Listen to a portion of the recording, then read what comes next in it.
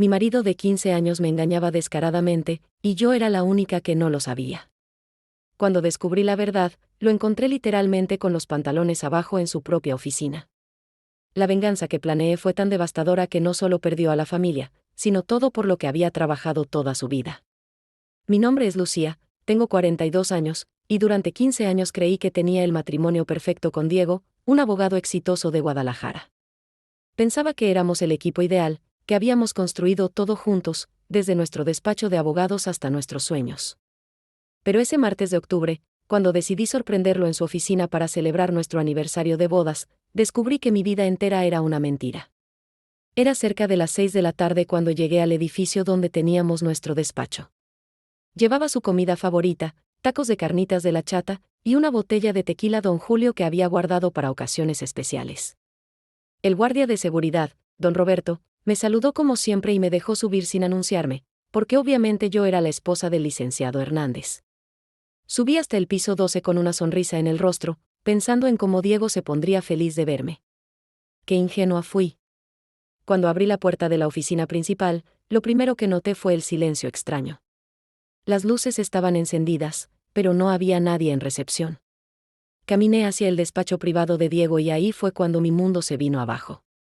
La puerta del baño se abrió y salió Montserrat, su secretaria de 25 años, acomodándose la blusa y el cabello despeinado. Sus labios estaban hinchados y su maquillaje corrido. Segundos después, Diego apareció detrás de ella, cerrándose la bragueta del pantalón con cara de satisfacción. Cuando me vieron, la expresión de Diego cambió completamente. Se puso pálido como si hubiera visto un fantasma. Montserrat intentó disimular, pero era obvio lo que había pasado. El olor a sexo llenaba el aire y había papeles tirados en el escritorio. Diego intentó explicar que solo estaban revisando unos documentos importantes, que Montserrat se había sentido mal y él la había ayudado en el baño. Mentiras patéticas de un hombre cobarde. Le grité todo lo que sentía, le reclamé los 15 años que le había dado, le dije que era un cerdo traicionero. Montserrat intentó defenderse diciendo que no era lo que parecía, pero yo no soy tonta. Diego me pidió que nos fuéramos a casa para hablar con calma, que todo tenía explicación. Pero yo ya había visto suficiente. Salí de ahí hecha una furia, prometiendo que me las iba a pagar muy caro. Esa noche no pude dormir ni un minuto. Diego llegó tarde, después de medianoche, inventando una excusa sobre una junta que se había alargado. Yo fingí estar dormida mientras él se acostaba a mi lado como si nada hubiera pasado. Ahí fue cuando decidí que no me iba a quedar con los brazos cruzados. Si Diego creía que podía seguir jugando conmigo, estaba muy equivocado. Al día siguiente, mientras Diego estaba en el juzgado, busqué en internet y contraté los servicios de un detective privado llamado Raúl Mendoza. Le expliqué toda la situación y él me dijo que estos casos eran más comunes de lo que yo imaginaba. Me pidió una semana para investigar a fondo y yo acepté. Esa semana fue la más larga de mi vida, fingiendo que todo estaba normal mientras por dentro me moría de coraje y tristeza. Cuando Raúl me entregó su informe, casi me da un infarto. Diego no solo me engañaba con Montserrat desde hacía 2 años, sino que le había comprado un departamento en Zona Rosa, le había pagado una cirugía de aumento de busto y hasta tenía planes de dejarme para irse a vivir con ella. Pero lo que más me dolió fue descubrir que había desviado dinero de nuestro despacho, dinero que supuestamente era para gastos del hogar y para nuestros ahorros, y se lo daba a su querida para que viviera como reina. Las fotografías que me enseñó Raúl fueron como puñaladas en el corazón. Diego y Montserrat en restaurantes elegantes, en hoteles de lujo, en viajes a Puerto Vallarta que él me decía que eran por trabajo. Había facturas, recibos de transferencias bancarias, mensajes de WhatsApp donde él le prometía que pronto se divorciaría de mí porque ya no me soportaba. Me llamaba la vieja amargada y le decía a Montserrat que ella era el amor de su vida. Esa noche confronté a Diego con algunas evidencias, sin mostrarle todo lo que tenía. Él lo negó todo, me dijo que estaba loca, que Raúl era un charlatán que me había estafado.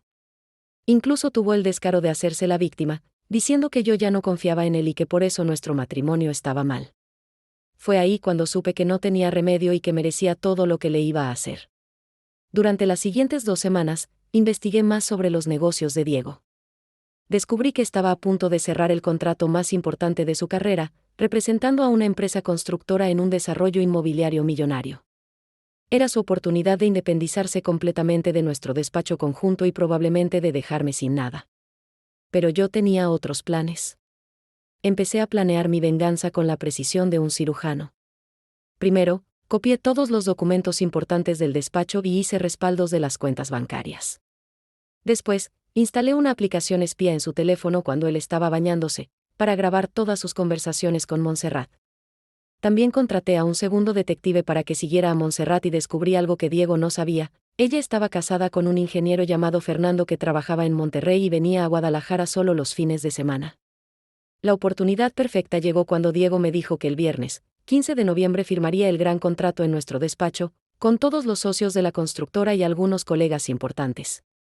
Me pidió que preparara algo especial para celebrar, que invitara a su hermana Patricia y a sus padres.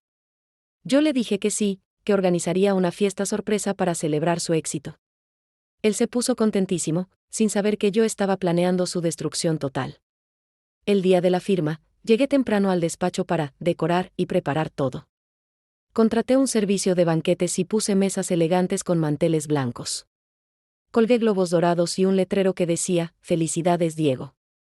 También instalé un sistema de sonido y una pantalla grande que supuestamente era para proyectar fotos de nuestros años de matrimonio. Pero lo que realmente iba a proyectar era muy diferente. A las 4 de la tarde empezaron a llegar los invitados. Estaban los socios de la constructora, don Aurelio y su hijo Joaquín, varios abogados conocidos, mi cuñada Patricia con su esposo, mis suegros, y algunos amigos cercanos. También invité a Fernando, el esposo de Montserrat, diciéndole que era una celebración profesional donde su esposa recibiría un reconocimiento especial por su trabajo como secretaria.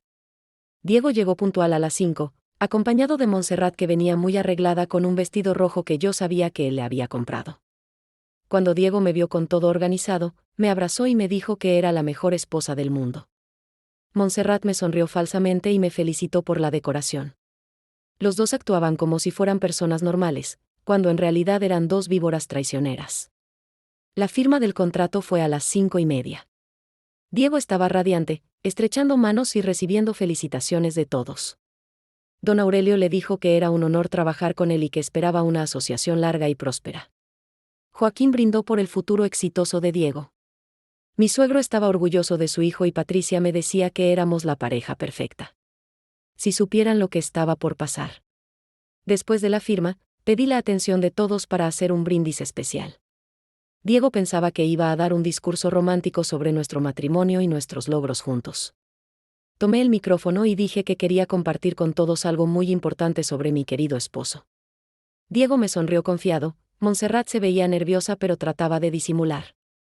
Entonces encendí la pantalla y empezaron a aparecer las fotografías. Primero fueron imágenes de Diego y Montserrat en restaurantes, besándose apasionadamente. Después las fotos de ellos en el departamento que él le compró, ella saliendo de la ducha envuelta en una toalla. Los documentos de los desvíos de dinero aparecieron después, mostrando las transferencias a la cuenta de Montserrat. Finalmente puse los audios de WhatsApp donde Diego me llamaba vieja amargada y le prometía a su amante que pronto estaríamos divorciados. El silencio en la oficina era sepulcral. Don Aurelio y su hijo se pusieron de pie inmediatamente. Don Aurelio le gritó a Diego que era un hombre sin honor y que cancelaba el contrato en ese momento. Los otros abogados empezaron a murmurar entre ellos, algunos se fueron sin despedirse. Patricia comenzó a llorar y mis suegros se veían destrozados. Pero la reacción que más me satisfizo fue la de Fernando, el esposo de Montserrat. Fernando se acercó a Montserrat y le preguntó si era cierto lo que estaba viendo. Ella intentó negarlo, pero las evidencias eran irrefutables. Él le gritó que era una cualquiera, que cómo se atrevía a engañarlo de esa manera. Le dijo que se iba a divorciar de ella y que no le iba a dejar ni un peso. Montserrat comenzó a llorar y a suplicarle perdón, pero Fernando ya se había ido del lugar. Diego estaba paralizado, con la cara roja de la vergüenza. Intentó explicarle a don Aurelio que todo era un malentendido, que yo estaba loca y que había manipulado las evidencias. Pero don Aurelio le dijo que no quería tratar con personas sin moral y que además iba a recomendar a todos sus conocidos que no contrataran sus servicios. Los demás invitados se fueron poco a poco, algunos me dieron su apoyo pero la mayoría solo quería salir de ahí. Cuando ya solo quedábamos Diego, Montserrat y yo, le dije a Diego que al día siguiente iba a presentar una demanda de divorcio por adulterio y que iba a denunciarlo por apropiación indebida de los fondos del despacho. También le dije que había enviado copias de todas las evidencias al colegio de abogados para que investigaran su conducta profesional. Montserrat me rogó que no arruinara su vida, que ella iba a renunciar y nunca más se iba a acercar a Diego. Pero ya era demasiado tarde para las súplicas. En los meses siguientes, la vida de Diego se desmoronó completamente. Perdió el contrato millonario, obviamente, y su reputación quedó destruida en el medio legal de Guadalajara. Varios clientes cancelaron sus casos y él tuvo que cerrar el despacho. El Colegio de Abogados inició un proceso disciplinario en su contra y finalmente lo suspendieron por 2 años.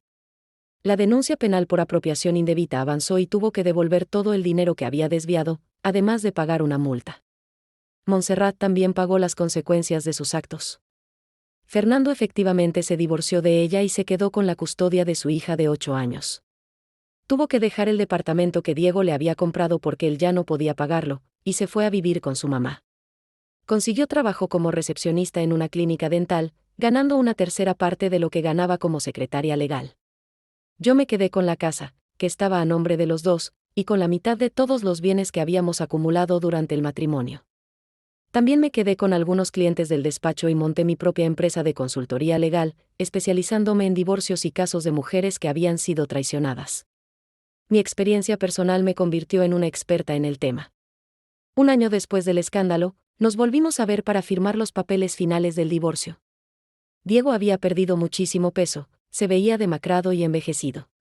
Trabajaba como vendedor de seguros en una empresa pequeña, ganando apenas para pagar la renta de un departamento diminuto en una colonia de clase media-baja. Me dijo que había sido el peor error de su vida, que nunca pensó que yo fuera capaz de hacer lo que hice. Le contesté que él nunca me conoció realmente, que había subestimado a la mujer que estuvo a su lado durante 15 años. Le dije que yo no era vengativa por naturaleza, pero que las acciones tienen consecuencias y que él había elegido su camino. Firmó los papeles sin decir una palabra más, con la mirada perdida de un hombre derrotado. Hoy, 2 años después de todo lo que pasó, puedo decir que estoy en el mejor momento de mi vida.